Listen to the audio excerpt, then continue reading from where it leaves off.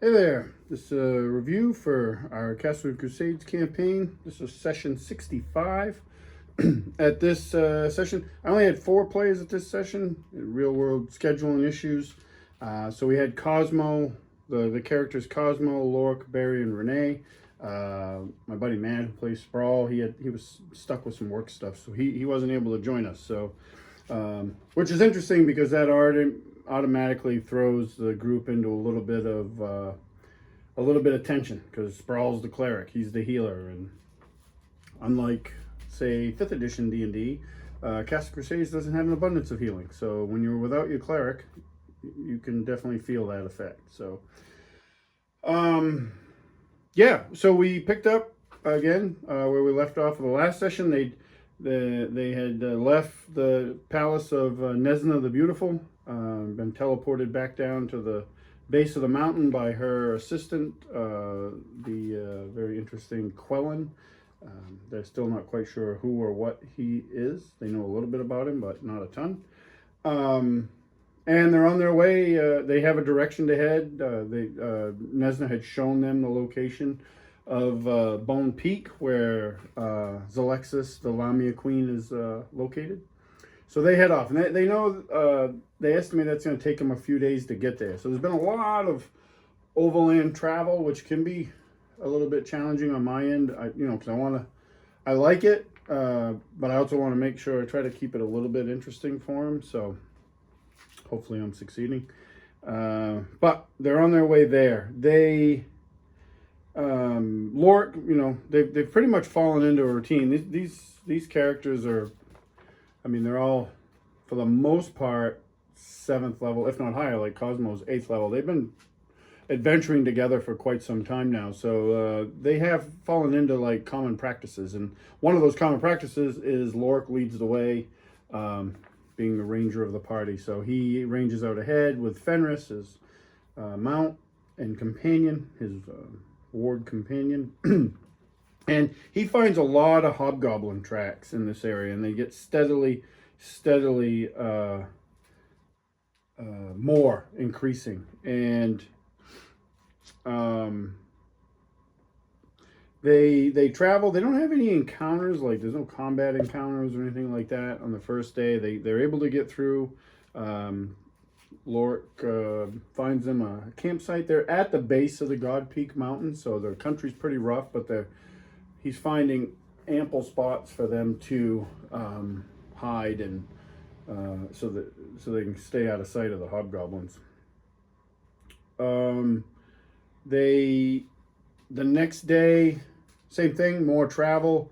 The next day they do find, I think it was the next day, they find a clearing in the woods. He comes across a clearing in the woods, and obviously a battle happened here. And it's a battle between the hobgoblins and the Ungren, which is a species of beastmen-like humanoids that are from the north as well. And apparently they did battle with hobgoblins, and there's a lot of dead there. Lork does find tracks from both hobgoblins and Ungren leaving the clearing, but there's more hobgoblin than Ungren doing that. So, and the hobgoblins are headed northwest, which is kind of the direction the party needs to go, where the Ungrens are headed more southwest.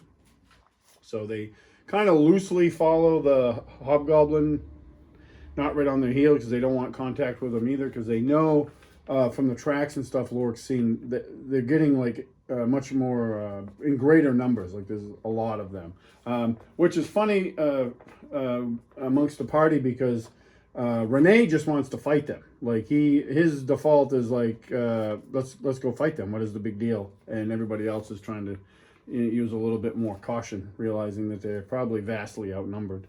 That doesn't seem to bother Renee though, but that's the joys of having like a single-digit wisdom score. So they keep traveling. Eventually, their path leads them onto an old road. Like Lork comes out on this old road, and which they find curious. They don't know of any settlements out here. None of them have been up here, so they're not really familiar with this area. Lork has been told some things like by Seamus, his mentor, who did in his younger years travel in the North Country, but not much. And Bothill, the NPC that's with them, she's from here, but she didn't really grow up here. Like her parents lived in moved to Highhold, so she kind of grew up in Highhold, but she's very much in spirit a native of this land. So she isn't a wealth of information either. She does give them information later on, and I just drew a blank on what it was, but she does pass along some information to them that she actually learned from people in England, the village that they stayed in briefly when they came into this area of the country. Anyway, so they end up following the road, and that also leads north, kind of in the direction they want to go. So they follow that because it's easier travel. They had broken off from the hobgoblin track, so initially there was no hobgoblin track. They come to a couple statues that on each side of the road, and they figure out pretty quickly that they were once dwarven statues of dwarves. They've been through time and mischief. They've been defaced. So there's it's obvious that the hobgoblins defaced these statues. They keep on the road, and eventually they come to where the hobgoblins have actually left the wood and entered the road themselves. So now they know, well, this is a more occupied land. They continue on, but they end up going back into the woods and circling around and come up on this bluff eventually, and it gives them this view of this couple 100-yard clearing, and they see a fort, and it is especially when Renee gets there, but Lork is familiar with it too because he grew up with dwarves in the hometown of Arden. There's a dwarven settlement there called the Helgrim Enclave, and they have their own structures and all that stuff. So he is familiar with like what dwarven stuff looks like, architecture. They recognize that this is an old dwarven fort built into the base of the mountain. They're not familiar with it by name or anything, but it has been reinforced and is now occupied by the hobgoblins, and they bear the standard of the White Skull tribe. And they see a lot of hobgoblins, and they also see trolls, large mountain trolls, which are different than the trolls they've fought like in the Darkfen Bog and stuff like that to the south. They're much bigger if you think like Lord of the Ring style trolls from the Lord of the Rings movies, like that style of troll. And there's two of them that are up on top of the gatehouse. They definitely don't want to have anything to do with this right now, although Renee was all about attacking them and doing that, but they were like, the rest of the party was like, absolutely not. But they did want to mark this because this is something that they might want to look into later. And this is where Bothild actually gives them information. It just actually clicked with me. She tells them that this is likely the fort known as the Bastard, and what it is it is a hobgoblin fort, and it was given that name by the guy that they met before, Bohan, who is Prince of the Border Kingdom, which is in this area, a little bit more to the east, the west. But and it was given this during a big battle that he was leading, the forces of the north against the hobgoblins, and his battle cry was "Drive the bastards back to their fort." So after that, it was known as the Bastard, and which they did succeed in doing, and it was so reinforced that Bohan's forces couldn't overcome it. So they just drove them back to the fort and then retreated from the battle. But that they learned from Bothild.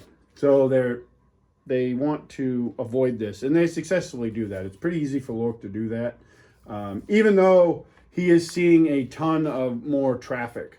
And in fact, at one point, I think this was when they come back down to the road, he's in the lead, and he actually spots like a heavily armed patrol coming down the road of hobgoblins. And they have the Ogren with them, which are those, they're Gorza with them. I'm sorry, Ogren are from Warhammer 40k. Similar in size, though. they have like a bunch of them with them, and this isn't like a scouting party that they've fought before. This is a full-on like heavy patrol, well armored, well equipped, ready for battle. Their primary role is battle. So Lork holds the party back, and they avoid that. And then once the patrol is passed, they cross the road and go into the woods. And Lork goes back and covers their tracks, and they continue on.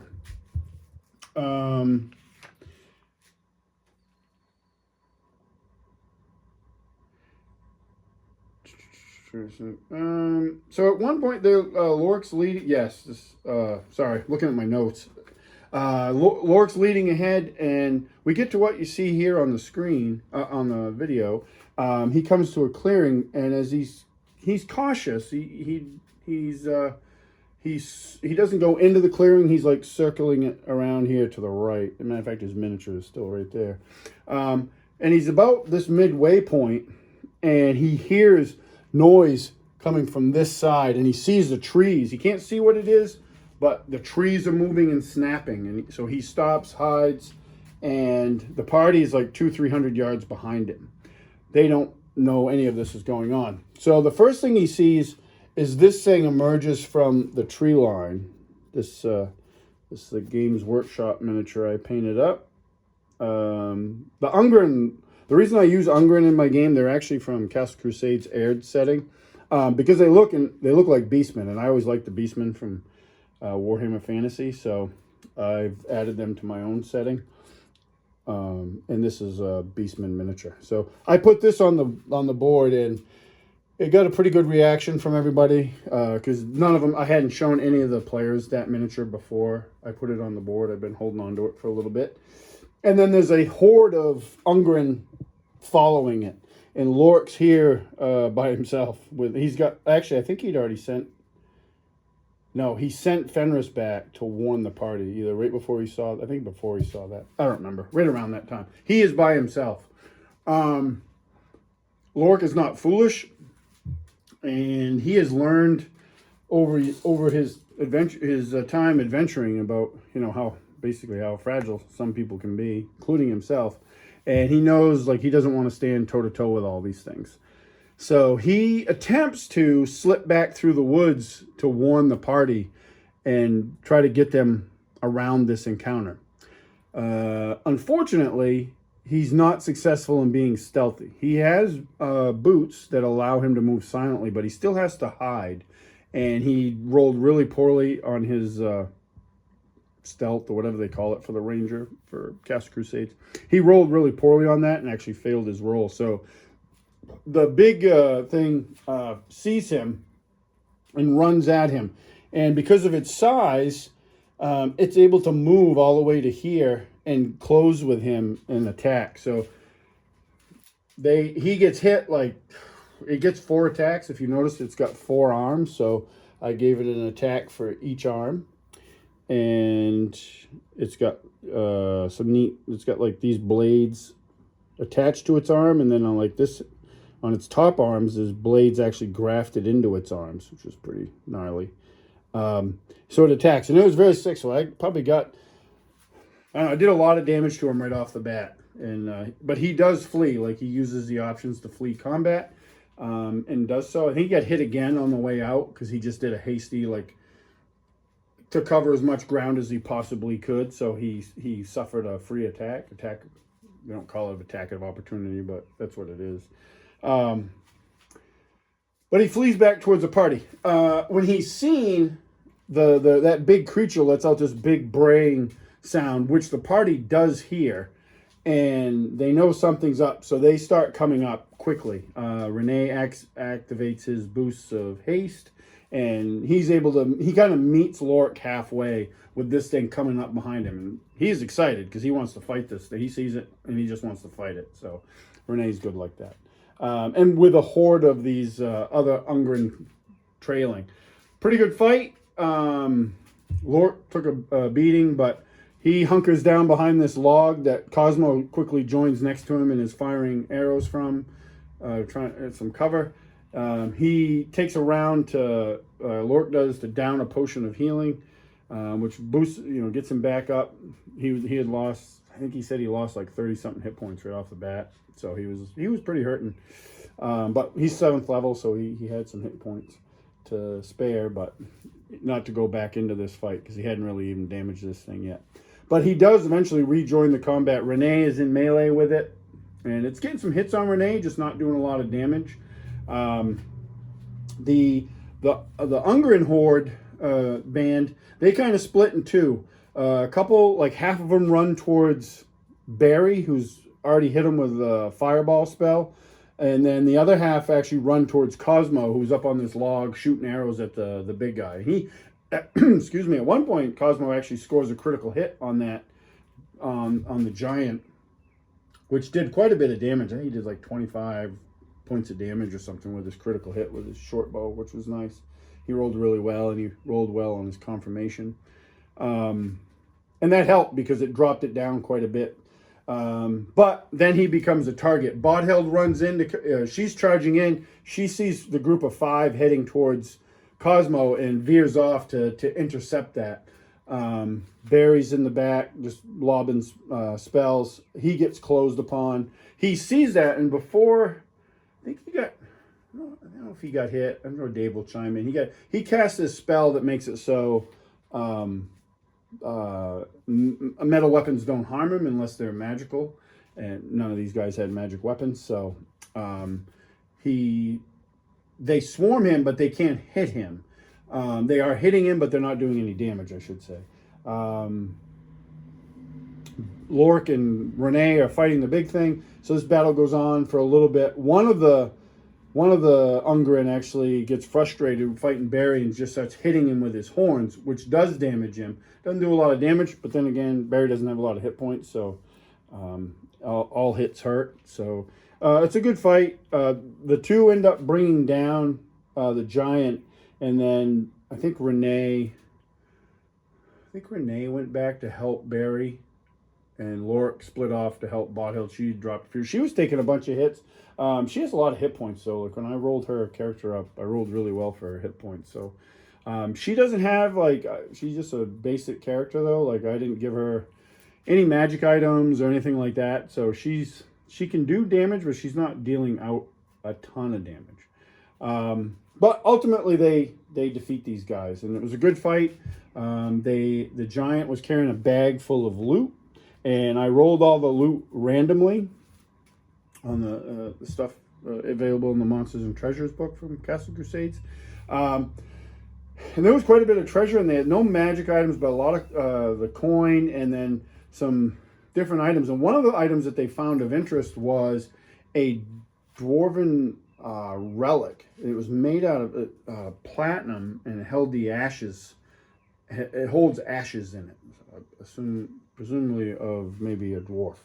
But that thing was super valuable, very valuable. And that was all rolled randomly. So they came into some coin on this. But they decide to move on. They don't technically have their healers. Sprawl kind of does a fade to black type thing. And they move on. They end up resting another night. During this rest, no encounters, but they do notice a really large bonfire to the southwest. Really large. It doesn't move, and in the morning it's still going, but they can't see the flame, but they can see the black smoke rising from it. So they note that. They keep traveling. They come to, they're getting close to their destination when they come to this large ravine, and they do some planning for that because it's too big to go around and it's too deep to climb down and back up. Barry ends up casting Fly on Lork. Lork, being the strongest of the party, has a belt of giant strength. He's able to lift, because they were like, we can get across. They figured out a way to get across, and then they were like, oh, what about our mounts? So Lork, because of his strength, can lift the mounts and not be encumbered, so he's able to fly everybody across. It takes some time. He actually flies down to explore the bottom of the ravine too, and it has like a stream bed down there, but nothing that really stood out. So they continue on. Eventually, they reach the path up into the mountain, up into the Bone Peak, where they need to go. and they start up that way, and they're not up. They're not going very long before Lork's up ahead. He hears like this singing, and it's basically a harpy singing. But Lork surprisingly actually makes his saving throw and resists the song. He comes back, tells the party, so they come up with a plan to plug their ears. They don't have anything, so they use. This was kind of funny. They're like, "Does anybody have any candles?" And then everybody's like, "No, we don't have any candles," because they're going to like take the wax and plug their ears. So they end up using like pine pitch, which everybody played very well. Is like that would be freaking awful, like to plug you if you ever got in mixed up with pine pitch. It's nasty, messy, and to stuff that into your ear so you can't hear. I can't imagine is that great, but they played that very well in character. Barry remains.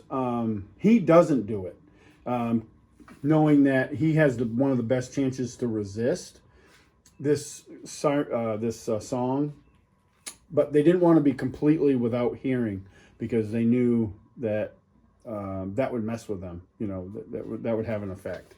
So he does. He hears the song a couple times and he resists it both times. And eventually so the path is lined, the forest, which was like this pine fir forest, turns into like going up the path, up the Bone Peak. It turns into all dead trees, and they see these harpies sitting in the trees, and there's a couple of them. And I think Barry actually talks to them, but they don't really speak, but they kind of point. And I really launched into like trying to be descriptive of what they look like. They're hideous creatures, and shaped like women, but they have wings and feathers, but they're just like crooked black claw-like nails and jagged teeth and really horrific facial features. But they point like they've resisted the song, so they point up the path. Further up the path because they want. He mentions that they've come to seek audience with Zalexis. So they continue up. This takes some time. It's not as long as climbing the pass of 10,000 steps to see Nesna, but it's still a mountain. So it takes them quite a while to get up to it. They get up to the entrance, and the entrance is this cave, but sitting atop the cave is this massive skull. So it looks like you're walking into the mouth of this skull. It's an enormous skull. They didn't really ask about that skull, so I didn't go into any further detail about it. But flanking the skull, the entrance, are two hill giants. And they get up, and one of them addresses them in, very poor common about, or maybe he did it in giant. I don't remember. I think it was actually giant, and a few of them were able to speak it. So they basically say they're there to seek audience with Zalexis, and one of them, the one that spoke to him, ends up leading them into this cave, and they go in and they walk for a bit, and they start to see like torches and stuff lit on the wall, so they have light, and they come to a door, and the hill giant raps on the door, and it's opened by this misshapen figure that originally kind of looked like a bugbear, but it's got like weird, abnormal features. And then they notice that everybody that they can see is like that, but they're not all the same. Like some are big, some are small, some have like one arm's like a big crab claw, the other they have like one regular foot, one foot with a hoof. Basically they're mongrel men, if you've ever seen those. I think they came out in AD&D, second Monster Manual 2, I believe. But they're mongrel men, or mongrel folk, or whatever they call them nowadays, but they're mongrel men. The place this cavern is curved, and it curves over to the right, and it's very decorated. They see, the music they hear is coming from one of these mongrel folk is playing this large harp. But when they get a closer look at the harp, the framework of the harp is made out of bones, and the strings of it are definitely made out of some sort of like gut, intestine, or something. So it's fairly morbid. There's all sorts of decoration in this room, but none of it matches. So it's like a collection of decoration. They come around the curve, and they see up on these ledges on either side of them are lamia, and the lamia are just watching them intently. They're all armed with spears. They're all large. I showed them, pictures of lamia. And none of the players, as players, I think I've ever had. I've never used lamia in a game. And at the end of the cavern, up on this throne, it's like this oval or round-shaped throne with cushions in it, but it's made out of bones, is Zalexis. And she is different from the other lamia, where the lamia have like a female upper body and a lion lower body. She has a female upper body and a serpent lower body. And they're all large. She's large. Like, she has this huge serpent trunk. She is actually beautiful. She has dark hair. She's dressed in, barely dressed, but she's wearing like tons of like jewelry, from bracelets and necklaces to waist chains and stuff like that. Very richly attired with that sort of thing. But she has like very sharp facial features that there is definitely a malice there. But she's actually she plays the gracious host. And she greets the party, and Barry kind of steps forward, and it kind of falls to him to negotiate this. And he speaks to her, and he does a good job, and she kind of buys into like the flattery that he's using, and she comes out and like coils around him, and he can feel like just her presence, and like much bigger than her, and she is much bigger than him, and kind of radiating a power, and she has, she'll smile at him and kind of flirt with him a little bit, and her smile has like these, he sees like these needle-like fangs that she has for her teeth, like serpent teeth, and for her like incisors are like serpent fangs, and he tells her that basically he lies. They don't want to tell her about the rod. So he lies and says, I'm collecting all things, like from the most beautiful things, basically. And he asked for a lock of her hair. And there was a fun scene to play out, like them going back and forth. And there was a great job by Dave role-playing Barry. And I was trying to play into that and really play her up. So she was like seemed like a more vivid character to them. To the players. She agrees, and they knew this was going to happen because Nesna had told them that she's going to ask you to do something for her. They knew they were going to have to perform a task. So she talks about how she loves things of beauty, and she has all these things. She holds up her, her arms, and she's got the bracelets and rings and all that stuff. She says, but I'm missing something, and she points up to the top of her head, and she's like, I don't have a crown. I need a crown. So she tells them about a dragon tomb that would belong to a person named Angler Shar. And they know that, I tell the players that you recognize not so much the name, but you know that name is Aldani, in which Aldani is the empire to the north on the other side of the God Peaks. And they basically worship dragons. And they used to rule this entire continent, and back when they did, when a dragon, like a dragon lord, was getting ready to pass, he would tomb himself, and usually with his dragon. So, and they've never been in a dragon tomb, but they've found one. They found one. They just don't have the key to it. So, and above board, my dragon tombs are very much inspired by the tombs and stuff in Skyrim. So you need that dragon. If you're familiar with that game, they have the puzzle door with the dragon claw key. You need one of those to open the doors. And they ask about that. She goes over to her chest. She pops it open. They can see that it's full of stuff like gold and gems and stuff like that. But the most valuable thing is she pulls out this dragon claw that's made out of gold, with the claw part of is rubies. These rubies, and she gives it to Barry and says, this will get you in. Bring me the crown of Angler Shar, and I will give you a lock of my hair. And they agree to this. And that was kind of where we ended the session. She tells them where it is, gives them directions and such. So that's where the session ended. and it was good. I told them above board the next session, because I've been kind of doing a lot of overland travel and I don't want to just be redundant and boring. We're going to start with them at the entrance to this dragon tomb, so that'll be fun. Said good session. I had a lot of fun. There's a lot of great role play. Like, yeah, it's a really great party. The cast of characters mixed with the players playing them is excellent.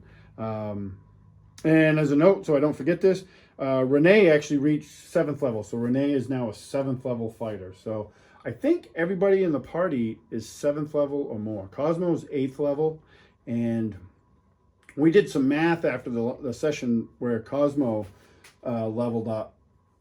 Bryson and I did, my son, and Cosmo is gonna, because of the way XP works in Cast Crusades, Cosmo's probably going to be like 9th or 10th level before some of these like Lorik or Barry get too much further, because the rogue doesn't need it nearly as much XP, and like the wizard needs a lot, and the ranger's no slouch either on needing it. None of them really are. The rogue has the least XP requirement, so he's going to start to really, as long as he lives, that's our catchphrase, as long as Cosmo lives, he's going to start to outpace the party as far as levels go now that he's caught up. So, which is interesting. Nobody minds that. We actually kind of like it.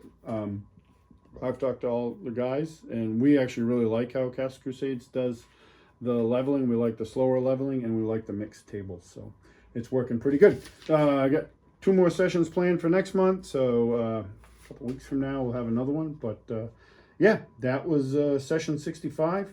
Appreciate you all watching, and catch you at the next one.